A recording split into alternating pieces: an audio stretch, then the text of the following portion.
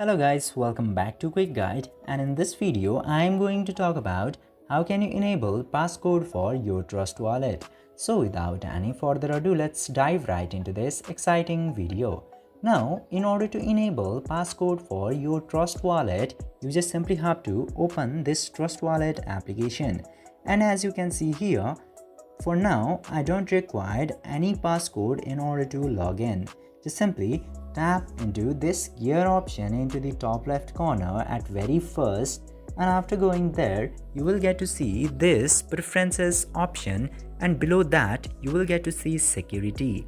Tap to security, and now after tapping into security, you will get to see security scanner and passcode. In order to enable passcode now, you just simply have to enable this toggle beside the passcode. Simply enable it, and now you have to create a passcode for your Trust Wallet.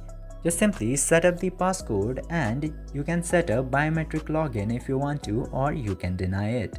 This way you can very easily enable passcode into your Trust Wallet. If this video helped you, don't forget to like this video and subscribe to the channel. Thank you for watching the video.